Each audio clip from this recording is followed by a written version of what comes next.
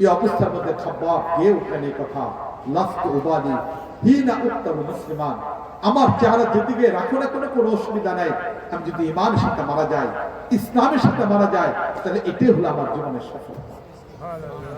সাঈদ ইবনে আমির আল-জুহনি হৃদয়ের মধ্যে আরো তুরপার হয়ে গেল, ইসলাম এটা কেমন একটা ধর্ম, ইসলাম এটা কেমন একটা ধর্ম, একটা মানুষ মৃত্যুর দুয়ারে দাঁড়ানো, নবীর প্রতি ভালোবাসা, জীবনের শেষ মুহূর্তে মালিকের জন্য 2 রাকাত নামাজ, একটা মানুষ কাবার দিকে তাকিয়ে দুনিয়া থেকে বিদায় নিতে চায়, মালিকের দিকে তাকিয়ে দুনিয়া থেকে বিদায় নিতে চায়, এর চেয়ে গভীর ভালোবাসা আর কি হতে পারে।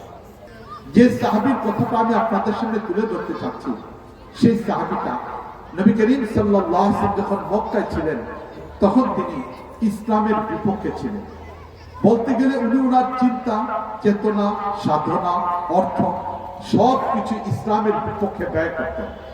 নবী করিম সাল্লাল্লাহু আলাইহি ওয়াসাল্লামের বিপক্ষে তিনি তার সর্বশক্তিকে ব্যয় করে কাটাই দিলেন।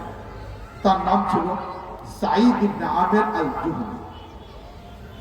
এই লোকটাই, এই যুবক মানুষটাই 13টা বছর নবীর বিরোধিতায় কাটাই দিলেন।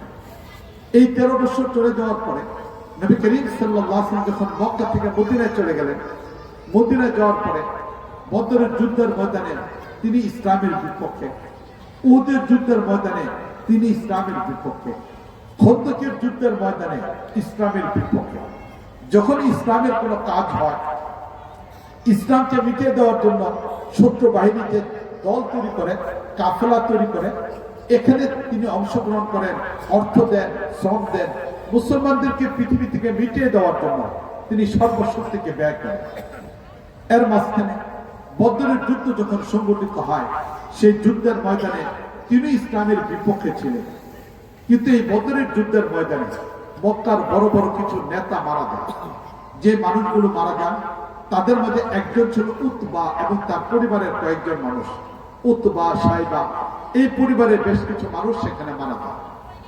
এই বদরের যুদ্ধের নিজেদের আত্মীয়দের হত্যার প্রতিশোধ নেওয়ার জন্য মক্কার কাফের সেই পরিবারটা তারা এরকম আগ্রহী ছিল, উদ্গ্রীব ছিল, তাদের স্বপ্ন ছিল যে কোনো প্রক্রিয়া হোক এই হত্যার বদলা নিতে হবে। বিশেষ করে উতবা যার হাতে মারা গিয়েছিল সে ছিল খাব্বাব রাদিয়াল্লাহু তাআলা আনহু। তার ব্যাপারে তারা ষড়যন্ত্র করে যে কোনো প্রক্রিয়া হোক খাব্বাবকে হত্যা করা হবে, খাব্বাবকে প্রতিশোধ নিতে হবে। এই যখন একদিক থেকে মক্কার মানুষগুলোর পরিকল্পনা চলতেছিল, দেখতে দেখতে 6 বছর অতিবাহিত হলো। রাসূল করিম সাল্লাল্লাহু আলাইহি ওয়াসাল্লাম মক্কা থেকে মদিনা যাওয়ার পরে যে ইসলামী রাষ্ট্র ব্যবস্থা তৈরি করলেন, এই রাষ্ট্র ব্যবস্থায় এবার একের পর এক মুসলমানদের শক্তি বাড়া আরম্ভ করলো। মক্কার কাফের, মদিনার ইহুদি, মদিনার খ্রিস্টান, সীমান্ত এলাকার অমুসলিমরা তারা বিভিন্ন ভাবে চিন্তা করে দেখলো যে এই সকল কৌশলের দ্বারা, যুদ্ধের দ্বারা মুসলমানদের বিপক্ষে তারা বিজয় অর্জন করতে পারতেছে না। এবার তারা একটা ষড়যন্ত্র করলো, সীমান্ত এলাকার কিছু ব্যক্তিকে তারা পাঠিয়ে দিল নবী করিম সাল্লাল্লাহু আলাইহি ওয়াসাল্লামের কাছে। তারা গিয়ে নবী করিম সাল্লাল্লাহু আলাইহি ওয়াসাল্লামের হাতে হাত রেখে কালেমা পড়ে মুসলমান হলো, নিজেদেরকে মুসলমান হিসেবে পরিচয় দিল। কিন্তু তারা একটা গভীর ষড়যন্ত্র নিয়ে সেখানে গেল। দীর্ঘদিন পর্যন্ত নবীর কাছে থাকার পরে তারা আস্থা অর্জন করলো। আস্থা অর্জন করার পরে এবার তারা আবেদন পেশ করলো যে আল্লাহ নবী, আমরা সীমান্ত এলাকার মানুষ, ওই এলাকার সকল মানুষ মদিনায় এসে ইসলাম গ্রহণ করা সম্ভব না, তা আপনি কিছু মানুষ আমাদেরকে দিয়ে দেন যারা আমাদের কাছে যাবে এবং সেখানে গিয়ে দাওয়াতের কাজ করবে, আর দাওয়াতের কাজের মাধ্যমে পুরো এলাকা মুসলমান হয়ে যাবে। আপনি এমন কিছু সাহাবাদেরকে আমাদের কাছে পাঠান। নবী করিম সাল্লাল্লাহু আলাইহি ওয়াসাল্লাম সরল বিশ্বাসে তাদের কথার উপর আস্থা রেখে কিছু ব্যক্তিকে তালিকা তৈরি করলেন। এবার তারাও নিজেদের পক্ষ থেকে তালিকা দিল, বিশেষ করে খাব্বাব রাদিয়াল্লাহু তাআলার নাম তারা উল্লেখ করে। এবার নবী করিম সাল্লাল্লাহু আলাইহি ওয়াসাল্লাম সব মিলে 72 জন সাহাবীর একটা তালিকা তৈরি করলেন, যারা কুররা ছিলেন, নবীর কাছে থেকে ইসলাম শিখতেন, কোরআন শিখতেন, ধর্মীয় জ্ঞান অর্জন করতেন, সুফা মাদ্রাসার ছাত্র ছিল। এমন অভিজ্ঞ সম্পন্ন 72 থেকে 75 জন সাহাবীকে নির্বাচন করে নবী করিম সাল্লাল্লাহু আলাইহি ওয়াসাল্লাম এই কাফেলার সাথে এদেরকে পাঠিয়ে দিলেন। যেহেতু তারা দাওয়াতের ময়দানে যাচ্ছিল, তাই নিজেদের কাছে অস্ত্র নিয়ে যায় নাই, যুদ্ধের প্রস্তুতি নিয়ে যায় নাই। এই কাফেলা চলতে চলতে মদিনা থেকে যখন মুরাইসি নামক এলাকায় গেল, তখন সেই কাফেলা তারা ষড়যন্ত্রের শিকার হল। এই মানুষগুলো পূর্ব থেকে সেখানে নিজেদের সৈন্য বাহিনীকে তৈরি করে রেখেছিল, আর যেহেতু তারা মুসলমানদেরকে ক্ষতিগ্রস্ত করতে চায়, তাই হঠাৎ করে রাতের বেলা অথবা দিনে মুসলমানদের প্রস্তুতি ছাড়াই সেই কাফেলার উপর আক্রমণ করে। হঠাৎ আক্রমণের কারণে মুসলমান সেই ছোট্ট কাফেলারা প্রতিরোধ করতে পারে নাই। প্রায় বলতে গেলে 75 জনের মধ্যে, বলতে গেলে 65 জনের মতো সাহাবায়ে কেরাম তাৎক্ষণিকভাবে শাহাদাত বরণ করে। এত বিশাল বড় সাহাবায়ে কেরাম দল সেখানে তারা শাহাদাত বরণ করে ফেলে। বাকি কিছু সাহাবায়ে কেরাম তারা পাহাড়ের উপরে চলে যান, তারা প্রতিরোধের ব্যবস্থা করেন, কিন্তু শেষ পর্যন্ত তাদের ধনুকও শেষ হয়ে যা, তীরও শেষ হয়ে যা, প্রতিরোধ করতে পারে না। তখন কাফেররা বলে, তোমরা যদি আত্মসমর্পণ করো তাহলে তোমাদেরকে মুক্তি দিয়ে দিবে। শেষ পর্যন্ত কাফেরদের কথার উপরে দুজন সাহাবী আত্মসমর্পণে প্রস্তুত হন। এদের মধ্যে একজন হলেন খাব্বাব রাদিয়াল্লাহু তাআলা। তিনি যখন অস্ত্র সমর্পণ করেন, তখন মক্কার কাফেররা যুদ্ধ থেমে গেল। এবার তাকে বন্দী করে মক্কাতে নিয়ে যান, এবং মক্কাতে নিয়ে যাওয়ার পরে এবার সে উতবার পরিবারকে জানিয়ে দেন যে তোমাদের সেই কাঙ্ক্ষিত ব্যক্তিকে বন্দী করে নিয়ে আসা হচ্ছে, এবার তোমরা তাকে কিনে নাও। এবার মক্কার বাজারে হযরত খাব্বাব রাদিয়াল্লাহু তাআলাকে বন্দী করে সেখানে গোলাম বানিয়ে বন্দী করে বিক্রি করে দেয়। যখন খাব্বাব রাদিয়াল্লাহু তাআলাকে বিক্রি করে দিয়ে দেওয়া হয়, উতবার পরিবার চড়া দামে এবার তাকে কিনে নিয়ে সেখানে তাদের পারিবারিক জেলখানায় বন্দী করা হয়। যখন পারিবারিক জেলখানা খাব্বাব রাদিয়াল্লাহু তাআলাকে বন্দী করে রাখা হয়, সেখানে অনেক ঘটনা আছে। খাব্বাব রাদিয়াল্লাহু তাআলা উন্নত চরিত্র, মালিক আল্লাহ রাব্বুল আলামিনের পক্ষ থেকে তার খাবার, এই সব কিছু মালিক আল্লাহ রাব্বুল আলামিন খাব্বাব রাদিয়াল্লাহু তাআলাকে দেওয়া আরম্ভ করেন। দেখতে দেখতে আবার পুরো মক্কার ভিতরে জোশ তৈরি হয়ে যায়, পুরো মক্কার মানুষের ভিতরে এটা প্রকাশিত হয়ে যায়। দিন তারিখ নির্ধারণ করা হচ্ছে যে খাব্বাবকে শুলিতে চড়িয়ে হত্যা করা হবে। শুলিতে চড়ানোটা ছিল অত্যন্ত কষ্টকর একটা হত্যা। কোন ধারালো বস্তু নিচে দাঁড়া করে রেখে তার উপরে ব্যক্তিকে বসিয়ে দেওয়া, এবার সেই ধারালো ব্যক্তি বস্তুটা ব্যক্তির ভিতরে যাইতে থাকবে, প্রবেশ করতে থাকবে, সেখানে তার শরীর ক্ষত বিক্ষত হবে। এইভাবে কঠোরভাবে হত্যা করা, এটিকে বলে শুলিতে চড়ানো। যখন খাব্বাব রাদিয়াল্লাহু তাআলাকে শুলিতে চড়ানোর হত্যার সিদ্ধান্ত নেওয়া হয়, দিন তারিখ নির্ধারণ করা হয়, পুরো মক্কার ভিতরে একবার জোয়ার তৈরি হয়ে যায়। তারা ইসলামের সেই মহান মুজাহিদকে হত্যা করবে, এর জন্য তাদের মধ্যে আনন্দ তৈরি হয়ে যায়। পূর্ব থেকে সব ধরনের প্রস্তুতি নেওয়া হয়। যে জায়গাতে খাব্বাব রাদিয়াল্লাহু তাআলাকে হত্যা করা হবে, সেই শুলির মঞ্চে চারদিক থেকে মেলা বসে যায়। পূর্ব থেকে মানুষ এসে দৃশ্যটা দেখার জন্য, আনন্দ করার জন্য একজন মুসলিম মুজাহিদকে শহীদ করে দেওয়া হবে, এই জন্য তারা প্রস্তুতি নেওয়া আরম্ভ করে। দেখতে দেখতে সেই কাঙ্ক্ষিত দিনটা চলে আসলো, যেদিন খাব্বাব রাদিয়াল্লাহু তাআলাকে শহীদ করা হবে। এবার খাব্বাব রাদিয়াল্লাহু তাআলাকে ঘর থেকে বন্দী করে নিয়ে যাওয়া হচ্ছে। নেতৃত্ব দিচ্ছেন রাসূল করিম সাল্লাল্লাহু আলাইহি ওয়াসাল্লামের শ্বশুর আবু সুফিয়ান। তিনি তখনও পর্যন্ত ইসলাম গ্রহণ করেন না, তিনি এটা নেতৃত্ব দিয়ে যাচ্ছেন। এবার খাব্বাব রাদিয়াল্লাহু তাআলাকে ওই শুলির মঞ্চের দিকে নিয়ে যাওয়া হচ্ছে। খাব্বাব রাদিয়াল্লাহু তাআলাকে দেখে মক্কার সেই মানুষগুলো, ইসলামের বিপক্ষে সেই মানুষগুলো আনন্দ করতেছে। তারা এরকম বিভিন্ন ধরনের কটু শব্দ ব্যবহার করতেছে। তাদের মধ্যে এরকম এক পশুত্ব যেন গজে উঠতেছে। তারা একটা মানুষকে হত্যা করা হবে এটার জন্য আনন্দ করা আরম্ভ করতেছে। এই যারা উপস্থিত, আনন্দেতে শরীক হওয়ার জন্য যারা উপস্থিত, তাদের মাঝেও ওই সাহাবী, ওই ব্যক্তিটাই যিনি দীর্ঘদিন পর্যন্ত ইসলামের বিপক্ষে সাঈদ ইবনে আমির আল জুমি, তিনিও দৃশ্যটা দেখার জন্য আসছেন। তিনি আনন্দ শরীক হওয়ার জন্য আসছেন। তিনি যুবক ছিলেন, তাগড়া একজন মানুষ ছিলেন। এবার তিনি এই দৃশ্যটা, সেই খাব্বাবের শাহাদাতের দৃশ্যটা খুব কাছ থেকে দেখার জন্য ভিড়গুলোকে ঠেলে তিনি সামনে চলে আসলেন। এবার পাশে এসে দাঁড়ালেন আবু সুফিয়ান। সেই শুলির মঞ্চে চড়তে যাওয়া হবে, তুলতে দেওয়া হবে। সে খাব্বাব রাদিয়াল্লাহু তাআলা আনহু অল্প একটু পরেই তাকে শহীদ করে দেওয়া হবে। এমন অবস্থার ভিতরে আবু সুফিয়ান তিনি খাব্বাবকে জিজ্ঞেস করলেন, খাব্বাব, ওই তো শুলি প্রস্তুত করা, যে কোনো মুহূর্তে তোমাকে শুলিতে চড়ানো হবে, তোমার জীবনের শেষ কোনো ইচ্ছা আছে কিনা যেটা আমরা পূরণ করতে পারি? বলো খাব্বাব, এমন কোন ইচ্ছা তোমার আছে কিনা? তো খাব্বাব রাদিয়াল্লাহু তাআলা বললেন, হ্যাঁ, আমার একটা ইচ্ছা আছে। আবু সুফিয়ান বলল, বলো কি ইচ্ছাটা? খাব্বাব রাদিয়াল্লাহু আনহু বললেন যে আমি আমার মালিকের কাছে চলে যাব, যাওয়ার পূর্বে 2 রাকাত নামাজ পড়ে যেতে চাই। আবু সুফিয়ান আশ্চর্য হয়ে গেল।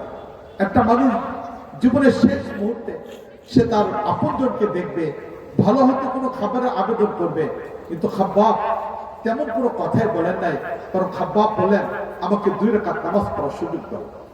এবার খাব্বাব রাদিয়াল্লাহু তাআলা কে 2 রাকাত নামাজ পড়ার জন্য সুযোগ দেওয়া হলো। সাঈদ ইবনে আমির আল জুমি খুব কাছ থেকে দেখলেন একজন মানুষ নামাজে দাঁড়ালো, আল্লাহু আকবার বলে 2 হাত কাঁধ পর্যন্ত তুলল, কানের লতি পর্যন্ত তুলল, সূরা ফাতিহা পড়ল, ভিন্ন আরেকটা সূরা পড়ল। দীর্ঘ সময় পর্যন্ত সে দাঁড়িয়ে থাকলো, রুকুতে গেল, সাজদাতে গেল, 2 রাকাত নামাজ শেষ করল। এবার সাঈদ ইবনে আমির আল জুমি হৃদয়ের মধ্যে তুলপাড় তৈরি হলো। সে কখনো উজ্জার পূজা করতে দেখছে, কখনো মানাতের পূজা করতে দেখছে, কখনো লাতের পূজা করতে ব্যক্তিকে দেখছে। কত পূজার মজমা সে দিয়েছে, কত জায়গায় অংশগ্রহণ করেছে। এমনকি তৎকালীন যুগের মক্কার মানুষগুলো নিজেদের পূজনীয় সেই মূর্তিগুলোকে নিয়ে কাবা ঘরের মধ্যে 360টাকে রেখে দিয়েছে। সকাল বিকাল কত সময় কত পূজা। কিন্তু সাঈদ ইবনে আমির আল জুমি হৃদয়ের মধ্যে তুলপাড় তৈরি হলো যে আমি তো কখনো কোনো পূজাকারীদেরকে এইভাবে ইবাদত করতে দেখে নাই, তাদের পূজা সেই বস্তুর কাছে এইভাবে আবেদন করতে দেখে নাই। খাব্বাব 2 রাকাত নামাজ কিভাবে পড়লো। এবার সাঈদ ইবনে আমির আল জুমি হৃদয়ের মধ্যে তুলপাড় তৈরি হলো। একটা মানুষ মালিকের ইবাদত এইভাবে করতে পারে, মালিকের পূজা এইভাবে করতে পারে, মালিকের সামনে এইভাবে দাঁড়াইতে পারে, মালিকের কুদরতের পায়ের মধ্যে এইভাবে লুটিয়ে পড়তে পারে। এটা সাঈদ ইবনে আমির আল জুমি হৃদয়ের মধ্যে তুলপাড় তৈরি করে। এক পর্যায়ে নামাজ শেষ, খাব্বাব রাদিয়াল্লাহু তাআলা শুধু এতটুকু বলেন যে আবু সুফিয়ান, হৃদয়টা ভরে নেই, আরো 2 রাকাত নামাজ পড়ার ইচ্ছা হয়েছিল, কিন্তু হয়তো তোমরা আমাকে ভুল মনে করতে পারো, হয়তো এটা একটা কৌশল মনে করতে পারো যে মৃত্যুর ভয়ের কারণে আমি নামাজের বাহানা দিয়ে একটু বিলম্ব করতেছি। এই ভুল ধারণা যদি তোমাদের না হতো তাহলে আমি আরো 2 রাকাত নামাজ পড়তাম, কিন্তু না, হতে পারে তোমাদের ভুল ধারণা, তাই এবার আমাকে নিয়ে চলো। এবার খাব্বাব রাদিয়াল্লাহু তাআলা কে সেই শুলির মঞ্চে নিয়ে যাওয়া হলো। সেখানে যাওয়ার পরে খাব্বাব রাদিয়াল্লাহু তাআলাকে শুলিতে বসিয়ে দেওয়া হলো। একে একে তার শরীর থেকে রক্ত বের হচ্ছে, কষ্টকর এক পরিস্থিতি। এমন অবস্থার ভিতরে সেখানে তীর নিক্ষেপ করা হচ্ছে, তরবারিতে আঘাত করা হচ্ছে। কে কত বেশি পরিমাণ খাব্বাবকে আঘাত করতে পারে, এই অবস্থার ভিতরে তারা আনন্দ করতেছে, ফুর্তি করতেছে। যখন খাব্বাব রাদিয়াল্লাহু তাআলার গা থেকে রক্ত গড়িয়ে পড়তেছে, এই অবস্থার ভিতরে আবু সুফিয়ান আগে বাড়ল। সেখানে গিয়ে সে একটা নতুন প্রস্তাব পেশ করলো খাব্বাবকে। খাব্বাব রাদিয়াল্লাহু তাআলা বললেন যে খাব্বাব, পারবো কিনা জানি না, তবে একটা প্রস্তাব তোমাকে দিচ্ছি, এর কারণে হয়তো তোমাকে মুক্তি করতে পারবো, আমি দায়িত্ব নিলাম। খাব্বাব বললেন বলো কি প্রস্তাব তুমি পেশ করতে চাও। এবার আবু সুফিয়ান বললো এই কথা যে খাব্বাব, তোমাকে শুলি থেকে চড়ানো হবে, তোমাকে শুলি থেকে মুক্তি দিয়ে দেওয়া হবে, এই জায়গায় নবী মুহাম্মদকে চড়ানো হবে, পারবো কিনা জানি না, তুমি শুধু এতটুকুর উপর রাজি আছো কিনা শুধু এই কথাটা স্বীকার করো যে তোমার জায়গায় নবী মুহাম্মদকে রাখা হবে, শুধু এই কথাটা মুখে স্বীকার করে নাও, খাব্বাব তোমাকে মুক্তি দিয়ে দাও। খাব্বাব রাদিয়াল্লাহু তাআলা আনহু এই জায়গায় দাঁড়িয়ে তিনি চিৎকার দিয়ে বলে উঠলেন যে আবু সুফিয়ান, এটা তো অনেক পরের কথা যে নবী মুহাম্মদকে তুমি শুলিতে চড়াবে, এটা তো অনেক পরের কথা। আমি খাব্বাব জীবিত থাকবো আর নবীর গায়ের মধ্যে একটা কাঁটা লেগে যাবে, এটা কখনো সত্য। এবার সেই সাঈদ ইবনে আমির আল জুমি তিনি আরো আশ্চর্য হয়ে গেলেন। তিনি দেখলেন পৃথিবীতে বাবা তার সন্তানকে ভালোবাসে, কত সন্তান তার বাবাকে ভালোবাসে, পৃথিবীতে কত স্বামী তার স্ত্রীকে ভালোবাসে, কত স্ত্রী তার স্বামীকে ভালোবাসে, কিন্তু পরস্পর একে অন্যের ভালোবাসার চেয়ে আজকের এই ভালোবাসা, একজন উম্মত তার নবীকে ভালোবাসলো আর নিজের জীবন চলে যাচ্ছে, এই অবস্থার মধ্যে সে কিনে এই কথা বলতেছেন যে আবু সুফিয়ান, আমি জীবিত থাকবো, নবীর পায়ের মধ্যে একটা কাঁটা লাগবে, এটা কখনো সহ্য করা যেতে পারে। এত ভালোবাসা ইতিপূর্বে কখনো তিনি দেখেন নাই। এবার সাঈদ ইবনে আমির জুমি আরেকটু চিন্তার মধ্যে পড়ে গেলেন, যেটা কেমন একটা ভালোবাসা, এটা কেমন একটা ধর্ম, যে ধর্মের মানুষগুলো তার জীবন এভাবে পরিবর্তন করে নিতে পারে, এই ধর্মের মানুষগুলোর মধ্যে এত ভালোবাসা চলে আসতে পারে। এবার তিনি আরেকটু কাছ থেকে দেখলেন যে খাব্বাব এই মৃত্যুর দুয়ারে দাঁড়ানো, তিনি আসমানের দিকে তাকানো। যখন তিনি মালিকের দিকে তাকিয়ে দুনিয়া থেকে বিদায় নিতে চাচ্ছেন, তখন মক্কার কাফেররা সেই উঁচু মাথাটাকে নিচের দিকে দিয়ে দিল।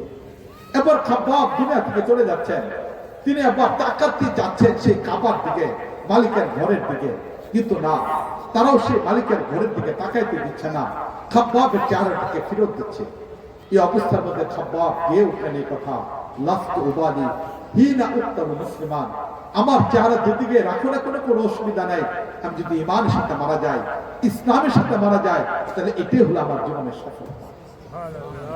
সাঈদ ইবনে আমির আল-জুহমি হৃদয়ের মধ্যে আরো তুরপার হয়ে গেল, ইসলাম এটা কেমন একটা ধর্ম, ইসলাম এটা কেমন একটা ধর্ম। একটা মানুষ মৃত্যুর দুয়ারে দাঁড়ানো, নবীর প্রতি ভালোবাসা, জীবনের শেষ মুহূর্তে মালিকের জন্য 2 রাকাত নামাজ, একটা মানুষ কাবার দিকে তাকিয়ে দুনিয়া থেকে বিদায় নিতে চায়, মালিকের দিকে তাকিয়ে দুনিয়া থেকে বিদায় নিতে চায়, এর চেয়ে গভীর ভালোবাসা আর কি হতে পারে। এই অবস্থায় খাব্বাব রাদিয়াল্লাহু আনহু শহীদ হয়ে গেলেন, দুনিয়া থেকে চলে গেলেন।